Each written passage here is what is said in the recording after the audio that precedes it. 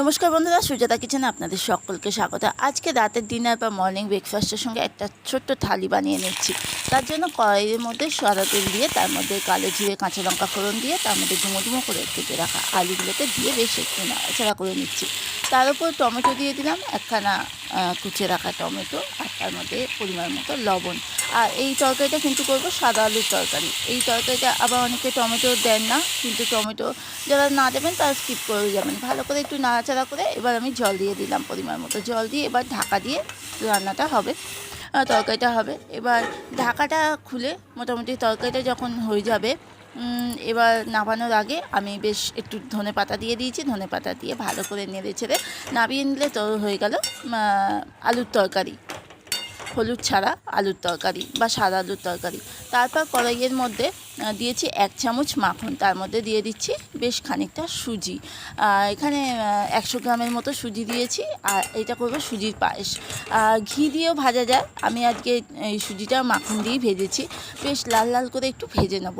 তারপর একটা এলাচ একটু ফাটিয়ে থেঁতো করে দিয়েছি, তার মধ্যে সামান্য একটু লবণ দিয়েছি, দিয়ে বেশ নাড়াচাড়া করে তারপর খানিকটা কাজু কিশমিশ দিয়ে আবার একটু নাড়াচাড়া করব। এবার কাজু কিশমিশের সঙ্গে বেশ পরিমাণ চিনি দিয়েছি। চিনিটা এবার যে যেরকম খাবে, একটু মিষ্টি মিষ্টি করেছি। আর চিনিটা দিয়ে একটু নাড়াচাড়ার পর এটা পুরোটাই দুধ দেব, যেহেতু সুজির পায়েস ওই জন্য পুরোটাই দুধ দিয়েছি। উষ্ণ গরম দুধ বেশ খানিকটা দিয়ে দিয়েছি, দিয়ে এবার নাড়াচাড়া করতে করতে হয়ে গেল সুজির পায়েস, একদম রেডি সুজির পায়েস।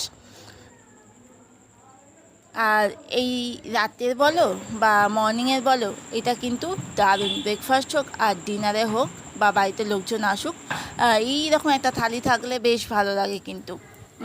এই যে লুচি করার জন্য আমি ময়দাটা আগে থাকতেই উষ্ণ গরম জল আর নুন দিয়ে তেল দিয়ে মাখিয়ে রেখে দিয়েছিলাম আধা ঘন্টা মতো। তারপর বেলে এই কড়াতে তেলের মধ্যে দিয়ে এবার লুচিগুলো বেশ বেশ সুন্দর করে ভেজে নিলেই হবে। আর বেশ সব লুচিগুলো এরকম যদি ফুলকো ফুলকো হয় তো আরও দারুণ লাগে। লুচির সঙ্গে এই সাদা আলুর তরকারি আর সুজির পায়েসের কম্বিনেশনটা কিন্তু দুর্দান্ত লাগে। কার কার এরকম ভালো লাগে অবশ্যই কিন্তু কমেন্টে জানিও তো। তাদের এরকম সুজি আর তার সঙ্গে এই সাদা আলুর তরকারি দিয়ে যে কোনো উপোস হোক বা বাড়িতে গেস্ট আসুক বা মর্নিংয়ের সময় সকালবেলা কিংবা রাতের ডিনারে কিন্তু এইটা খেতে কিন্তু বেশ ভালো লাগে। বা নিরামিষের দিনে কি রান্না করব, এরকম একটা রান্না করলে কিন্তু কোনো অসুবিধাই হয় না। পাতে বেড়ে নিলাম গরম গরম ফুলকো লুচি, তার সঙ্গে আলুর তরকারি আর তার সঙ্গে সুজির পায়েস। ব্যাস, এইটা এই রকম একটা খাবার থাকলে না, সত্যি কথা বলতে আমার তো দুর্দান্ত লাগে। আর আমি এটা বানিয়েছিলাম পুজোর উপোসের উপলক্ষে, মঙ্গলচণ্ডী পুজো ছিল, আর ওই রাতের ডিনারের জন্যেই আমি এটা বানিয়েছিলাম। কেমন লাগলো অবশ্যই কিন্তু জানিও। ভালো লাগলে লাইক সাবস্ক্রাইব করতে ভুলো না। আজকের মতো আসছি, টাটা।